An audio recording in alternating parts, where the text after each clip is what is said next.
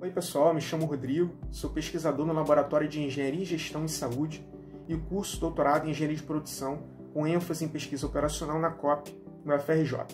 Eu trabalho basicamente aplicando ferramentas quantitativas em saúde.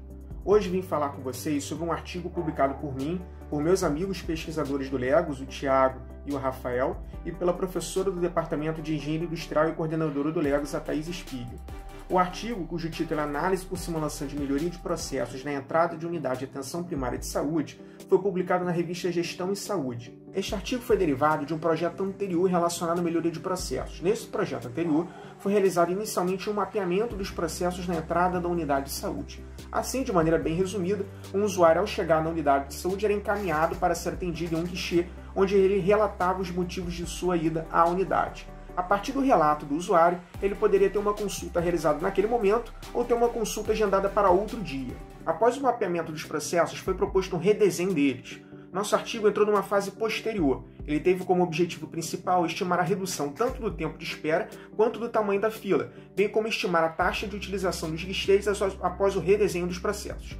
Para estimar tudo isso, nós utilizamos uma ferramenta da pesquisa operacional denominada simulação de eventos discretos. Não sei se vocês já estudaram simulação, mas de maneira bem sucinta, a simulação é uma técnica que busca imitar um conjunto de atividades que você tem interesse em estudar. Uma das grandes vantagens é que a simulação pode ser feita em um computador, evitando que você perca tempo e dinheiro estudando a atividade no local. No nosso caso, para criarmos um modelo de simulação, precisamos imitar as chegadas dos usuários e o atendimento deles ao longo do tempo. Faz sentido para vocês? Para imitar isso, eu preciso saber quanto tempo demora para um paciente chegar na unidade e quanto tempo leva o atendimento no guichê. Se eu sei que um paciente demora, por exemplo, 5 minutos para chegar na unidade e o tempo de atendimento demora 3 minutos, basta eu criar um algoritmo no computador que utilize um relógio e que faça com que a cada 5 minutos um paciente chegue e que a cada 3 minutos um paciente seja atendido, concordam? O problema é que esses tempos não são fixos, não são determinísticos.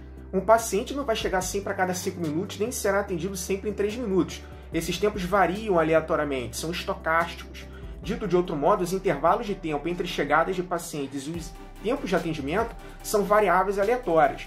Beleza, mas e agora? Se os tempos não são fixos, como gerar esses tempos no computador? Lembre-se de que variáveis aleatórias seguem uma distribuição de probabilidade.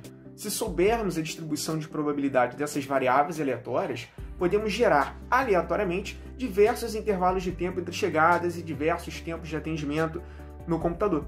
Existem algoritmos para gerar essas variáveis aleatórias, tá? O problema é que na maioria das vezes não sabemos a distribuição de probabilidade. Nesse caso, precisamos estimá-la. Maravilha! Então, como estimamos isso? Bem, para estimar as distribuições de probabilidade, antes de tudo precisamos coletar dados. Ok, mas que dados? No nosso caso, temos que coletar ao longo de um período de tempo os intervalos entre chegadas dos usuários, assim como os tempos de atendimento dele nos guichês. Porque estas são as variáveis aleatórias cuja distribuição de probabilidade a gente quer estimar, certo? Esse processo ele é muito importante. Não adianta usarmos os melhores métodos e modelos se os nossos dados estiverem precisos. Portanto, o modo de coleta de dados é fundamental para o sucesso do nosso projeto de pesquisa. Se a gente coletar os dados de maneira errada, nossas análises e conclusões serão equivocadas. Após coletarmos os dados, precisamos analisá-los. Para isso, utilizamos ferramentas da estatística. Idealmente, precisamos calcular medidas de estatística descritiva, plotar um histograma, etc. Após fazermos essas análises iniciais, precisamos realizar alguns testes estatísticos para estimar a distribuição de probabilidade dos intervalos entre chegadas e dos tempos de atendimento.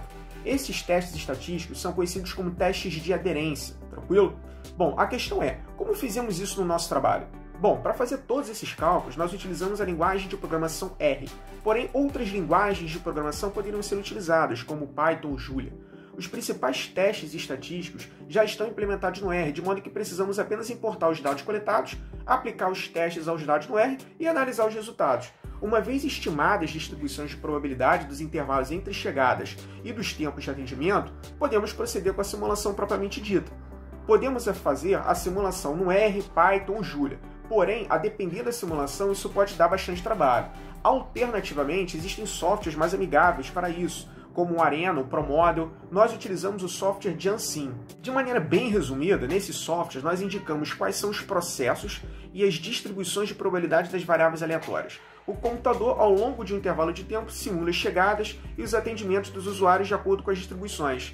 Ao final do período de simulação, o computador exporta algumas métricas, como o tempo de espera na fila, o tamanho dela, a taxa de utilização dos guichês, enfim.